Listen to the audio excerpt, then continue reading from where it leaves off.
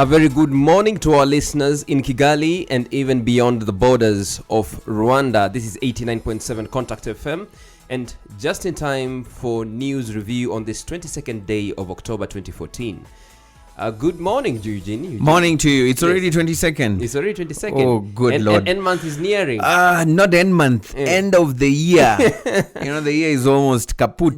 Just yesterday, one of my colleagues was reminding me that we have only 70 what days? 70 something days to the end of the year. Man, no, time is flying. I don't even know why, but it's all good. Yeah, but definitely, when you are always preoccupied with something, then time will always fly. Time will always fly, man. Yeah. And so, Eugene, the P6 exams are on. With we are seeing 160,000 candidates sitting for these particular examinations, but it's a 3% decline. 3% decline from last year's numbers. Yes. What are the factors involved? Is it an issue of dropouts? Is it an issue of it's very important to look at the indicators, what is really causing that decline. But for me, I would definitely be looking at the issue of preparedness. I'll be looking at the issues of expectations. Yes. I'd also want to know the performance records in terms of the trends, what happened last year, what do we expect this year in terms of performance gender-wise, the ladies and the boys. Gender-wise, it's the boys who've come down. Oh, so sadly the boys have come down. Not sadly, I think it's just bad. I mean, or is it about the girl child? I don't know. Yesterday, that was our topic of discussion on CFM Breakfast. The issue of the boy child being forgotten. Being forgotten slowly by slowly. Is it the case of that? Is that the issue? But definitely, all we know is that we have a group of people who have prepared for an examination, and we are hoping that they are really indeed prepared for that. And also in the region, we know also in Kenya, there are those who are sitting for their final examinations. And so all the very best. But we're also hoping that people revised. Yesterday on our bulletin, Contact got a comment from one of these candidates after the last paper of the day, which was social studies. Yeah.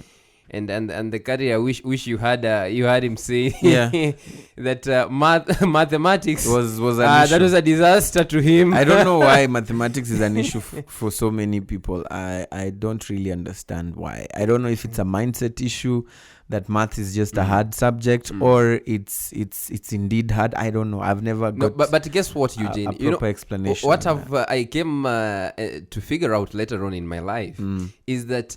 In second, particularly, let me be more specific, like in Kenyan secondary school, you're joining school and the kind of threats you receive about a subject, you never even wish to open even the first page and read the introduction. So because somebody's already telling you, you're like, man, when you get to Form 3, the how do you call this thing? These things about the atoms and the ions and the balancing of the chemical equations and all that. The way somebody puts it to you, it doesn't sound like a sweet thing, No, it's up to you to choose what you want to really, go with. But definitely, it's our sincere hope that they prepared well. Yes. And we're hoping for the best when the results will be announced. But always, it's also important for people to understand that it's not always about, getting that very good grade. Most of the time, we've seen people attaching too much importance on the good grade. And so you find that student or that pupil who manages not to get that good grade feels like they are less of a person. And so it's important to let people also understand that it's not the end of the road. Even if you fail, it's not the end of the road. There's always another way out. Probably you are good at other things, practical skills. Some people have problems with the mathematics in theory, but in real life they can do wonders.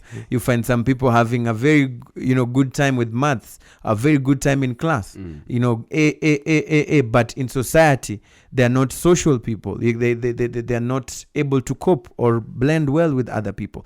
So it's important for people in the academic spheres and also the society to understand that it's not always about that good grade. Not that I'm giving anybody an excuse to fail, but it's important that you know that it's not the end of the road. People have turned things around. Some of us never got those A's, but we've managed in our lives in one way or another, take advantage of some of our strong points. And some of us are earning a living out of that. So we've seen also some people taking their lives because of that. That have studied all these years only to bring a D or a C or a low grade, and my parents were so bitter, harsh at me, my teachers condemned me, my neighbors laughed at me, and so they end up taking their lives. So it's important we really clean that out of our minds, that we should not put so much pressure on just the grade. It's supposed to be about molding a person into someone who can be able to be in the society and blend with everybody else. That for me is education. Yes, it's not just about the grades. That's quite right over there. Yes. And then quickly, let me also jump now to something, to other matters again. Kagame's speech at Chatham House in London. He spoke there yesterday. He gave his speech there, and one thing that came out strongly was, from what I'm seeing reported on the New Times, is about the economic and social development of Rwanda. Whereas he brought it up himself, actually, and he says that whereas people are seeing the economic and social development in Rwanda, and there's a lot to testify to that particular fact, people have always been given the notion that all this have come at the expense of democracy. And then he went ahead to say that while people think that the issue on the democracy thing is an issue in Rwanda, they think that's the weakest point in Rwanda. That is actually the strongest point. And why does he say so? He says so because he feels like without the democratic space or the idea of being inclusive and bringing on board ideas from all people, then these social and economic steps couldn't have been made in this particular system. For me, when I was listening to the president's speech there, the thing that came out very strongly for me, and it was this quote that I'll even quote here, where he says, favors are very expensive, it comes disguised, and by the time you realize it, you have already lost everything. And from this, I think he was sending a message out there to the donors. I mean, those who give aid, those who feel like I'm giving you a favor. I need to give you this, and in return, I will want you to do 1, 2, 3, 4, 5, 6. So when you see such a statement, this is telling them outrightly that at the end of the day, we need to be very vigilant as leaders, as a community, as a continent. That when people seem to be giving us favors, it is very, very likely that if you fall for it, most of the time you might end up, by the time you realize, you've lost everything. You've lost the dignity, you've lost the democracy, that is your sovereignty. You're now a puppet. They say, I give you this, I pull the strings, you have to do this. And this is what he's always been saying. So that for me came out as something that most leaders or most people, even in our own real life situations, it's very important to understand that when someone tells you, I'm doing you a favor, you need to be very careful, because at the end of the day, that favor doesn't come just for nothing. They will always expect something in return. So and I'm also I've been following Albert's tweets. There seems to have been some confrontations with some security details over there, with some accusations that they're taking sides with some a handful of some demonstrators and all that. So when Albert comes back, I'm sure he'll be giving us a better lowdown on what really from London was going on over there. I hope he flew there there with Fly Dubai. Yes. Okay. And now I wanted us to look at also this EALA issue because Yes. today there is a session. I listened to the news yesterday, and something interesting I had was that the speaker may be impeached or today through essential through a censure motion motion. today. Yes. I don't know, because there seems to just be some drama going on in there. I was listening to one person who was being interviewed by Moses, and the guy was insisting and saying how the speaker says, anybody who speaks up against my track record, I'm ready to deal with you, I'm ready to fight you, to the end. It seems to be there's someone who's defending themselves, and then there is a group that is saying, listen, you have to go, you must go. Yes. We are the ones who elected you, we are the ones who picked you, so listen to our voice when you say now it's time for you to pack up and leave. So there seems to be just some drama, and I'm hoping that at the end of these sessions that are happening in Kigali, there will be some light shed over what exactly is going on, and there should be also some assurance to the public, because when the public hears these kind of things, a normal person, ordinary person, will just feel like, these guys, they're just going there to have fights. What time do they have to sit down and discuss and work? I had somewhere that $6,000 for every session. So a session lasts at least 2 weeks. So $6,000 if you have 2 sessions for every for 4. Though that's 1 month, you have $12,000. And so money has to, we need to see people working. We don't want to see people fighting and quarreling. Yeah. If the speaker indeed is wrong and feels that, okay, fine, you say I'm bad, fine, constitute or institute a commission of inquiry if you want. Find out if you say I embezzle funds, investigate me, go through the proper channels. Yes. If the censure motion is what will make things work, then let's go for it. If majority don't want me around, fine, I'll just leave. That's how we need to see things happen smoothly, so that we have more time to discuss integration. Yes. Yeah.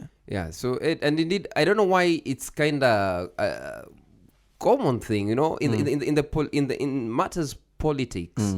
It's really common to see such fights and this pulling of left and right over this and that.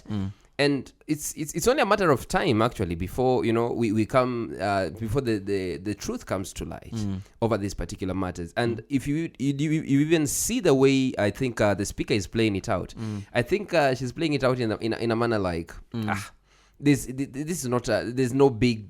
It's not a big deal. I mean, just a group of a few guys here are trying to make an issue out of nothing, right? I think it's life. It's not just in politics. Even at workplaces, ordinary places where we work, we meet, there'll always be that kind of a thing. But then this is the time where you distinguish between a leader, or you distinguish between a person who has integrity and believes in democracy or something like that, between that kind of a person and another person who's always just on the defense lines. So when you have such a situation, I believe if it was me, if I was in her shoes, I would definitely just say, okay, fine, you have these accusations against me. Let's get a proper channel where I can have justice and you can also have justice. If you feel like I'm embezzling funds, some have been accusing her of doing that, misusing funds. Let's go. Let's find out which is the proper place for us to go and iron this out amicably. Do it. If you feel a censure motion according to the rules of the game is the way out, let's go for it. And when majority says this, let's go for that.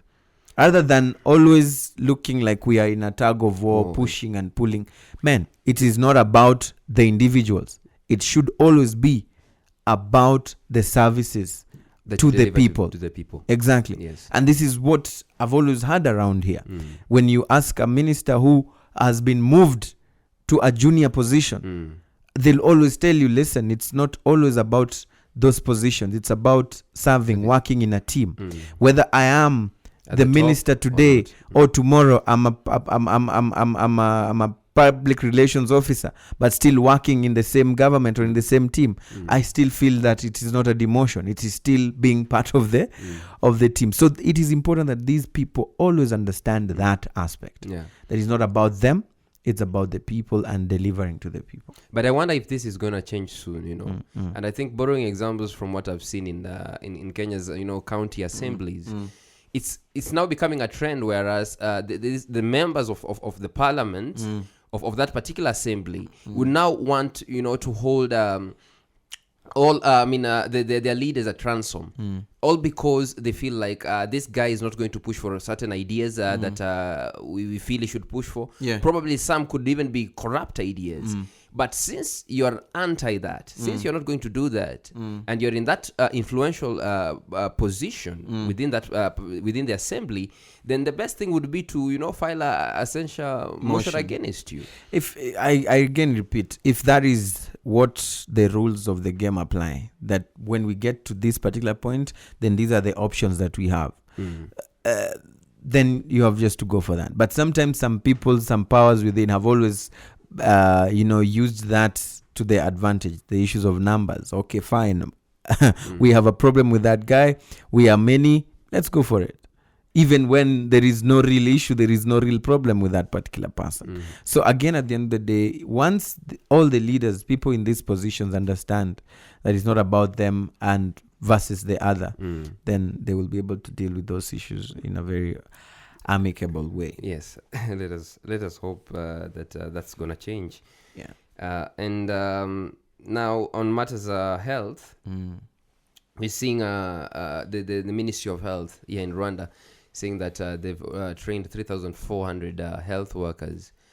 They've been equipped with the knowledge sufficient enough to respond to any Ebola cases. They've done this. Look at that huge number, despite the fact that Rwanda so far has registered 0 cases of Ebola. And I don't know if again this number, as I remember, even the president said that we should invest in building our own systems. But at the same time, if Ebola does not come to our country, if Ebola does not is not found in Rwanda, then whatever systems we have invested in, we should use these systems in one way to help the same problem in other places, making specific reference to West Africa. And that means probably over some period of time, we might see these numbers again troop into West Africa. And I remember yesterday, even in the newsroom, when this Ebola thing came up, yes, a very pertinent issue that was raised, the fact that what happens when somebody goes out there to serve and this person dies there. I mean, you've mentioned a number of things in the same issue, but again, one thing is for sure, indeed, training is needed. Yes. But it's also important when we say training, if we are reporters, if we are journalists, also it's important to not just, take it like that. If we're talking of training, we need to understand, okay, the training was done. Where was it done? Who was offering this particular training? What kind of expertise do they have? And then what is the target? And if we have trained them, where are they stationed? Have they been stationed throughout the country or wherever? It's also important, yes, we report, but we also have to get more information on these issues.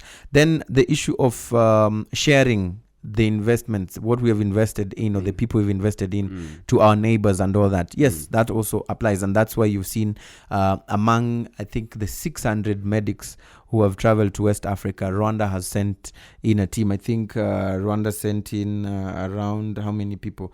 There's a number, I think, of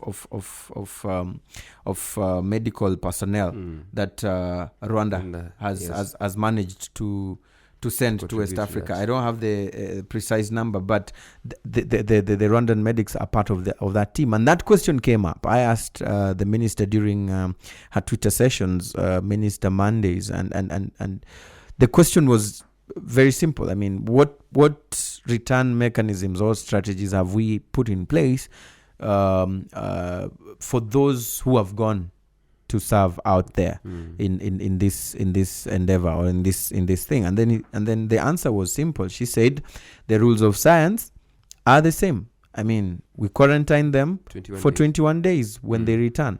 So that means that's fine. Okay, it's self-explanatory that anybody returning back has to be screened, then put on quarantine for 21 days. We see if you have developed the fever and everything, the signs and symptoms. Yes. Then the next steps or necessary stages are followed up.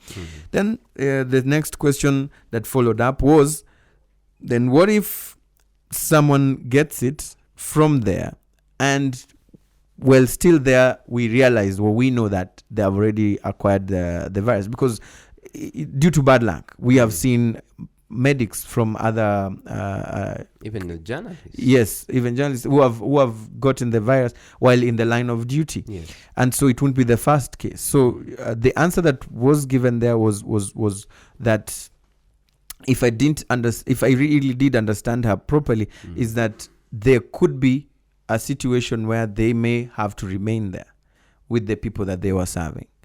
So either we get a clarification on that answer. Does it mean that they will not come back? Does it mean that they will be buried wherever they are so that we don't bring the virus with that here? Or what? So probably clarification is needed on that particular answer that was given. But at the end of the day, we are all praying and saying, okay, fine, we are praying that doesn't happen. And we are hoping that it doesn't really happen because these are our brothers, these are our sisters, these are people's relatives and friends. But certainly, I think prayer alone wouldn't do if we don't, if we don't actually think of this way ahead of time. And like you raised the question, it's very important that there's need for the government to deeply reconsider that in terms of that particular return strategy. And that applies both ways for if somebody just gets infected or if somebody dies over there through the same Ebola virus, then actually it raises a lot, and particularly for the families of those who have gone there. Who have gone there, yes. Yeah. I mean, it's also something that you choose. It's service. Just when you get into certain professions, you say, okay, fine, for me and my life, I'm going for this because I believe in this mission, I believe in this service. And so maybe there's also a common understanding with family members that, somewhere sometimes when friends are arguing and saying, now why did your brother go there? That one, leave him. That one, that's his thing. When he's doing that, he feels, he's doing something. So I think also some family members have come to understand some of these things. When you have a relative in such a situation or such professions, they understand. But it's kind of hard to understand again, Eugene, when you're just walking right into the path of a bullet. That's life. Yeah, I guess. Yeah. Okay. And still on the Ebola issue, I think the school, the thing that we discussed yesterday about the American school, that had the locked two Rwandan students. kids. I think they've apologized. Yeah. Which on their site, though that was I think on their website. I think they've made an apology over that particular matter. If they have, that's really fine. Then there was this thing that is now happening that on the form that at the airport, the screening, if they've added in the USA and I think Spain, if you've traveled to these countries, I think it's not a bad thing that there are people who are writing and saying is Rwanda hitting back at the US for that particular act of locking out these students by now saying also if you've been in the USA then you are also being subjected to this screening. I think it's normal. Everybody needs to be just cautious. I think it's normal that people don't read malice out of it. But also for the officials, when an official says that hitting at the Western thinking of Africa, we are also now going to put them or subject them to this kind of measures or procedures. So it should not be looked at as tit for tat, the way some people say, okay, you did this to our people, then we are going to put these conditions for your people. Yes. I think it should just be looked at as it's precaution. We don't want to take chances. If you have been there, we have to check you. We never know were you in the place where there is this issue. So it's just normal. It's normal, actually.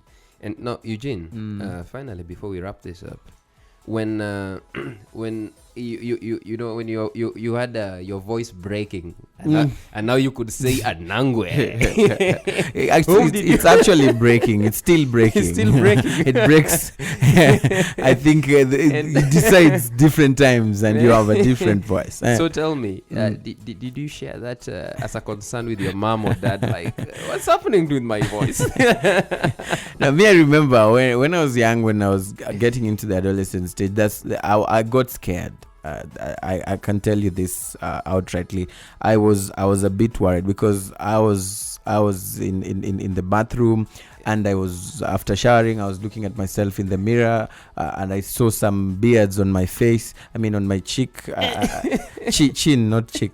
I was like, okay, and I was still in primary. I think around class 7, almost 8. I was like, people are gonna laugh at me. What did you think it was? I was thinking I'm already getting old and I'm still in primary. I'm supposed to be in secondary school or college or something. You know, those were some of my worries. But with time, with education, with remingling around with friends, and my parents never ever talked to me. I never even told any of them, and none of them even asked me anything concerning my adolescent stage. The only thing that I always see most parents do is while disciplining their children who are at adolescent stage, they would always tell them, now you see yourself, you've reached adolescence. Now you're starting to bring for us your big head. That's what I always hear most parents do, and instead of, you know, understanding and talking about these things openly. Yes, of course. The New Times have run an article on the same, whether you know, whether students share their sexual, you know, side of life with their parents. And apparently, I think the school they walked into, I think it was a girls' school, and so the students, the responses they have there from girls, and apparently, I think all of them, none. You know, is free enough. None. We had this topic also on CFM Breakfast some time ago, and we were asking what was the right age to start talking to your children about their sexuality. Yes. And there was just wide debate, some saying no, it's not good to start talking to them early, that should be the work of the teacher or the psychologist, because they know how to deal with that particular issue. So this debate will be with us for a very long time, and until we have someone who has scientifically gone through a process where they have successfully gone through the stage without any crisis.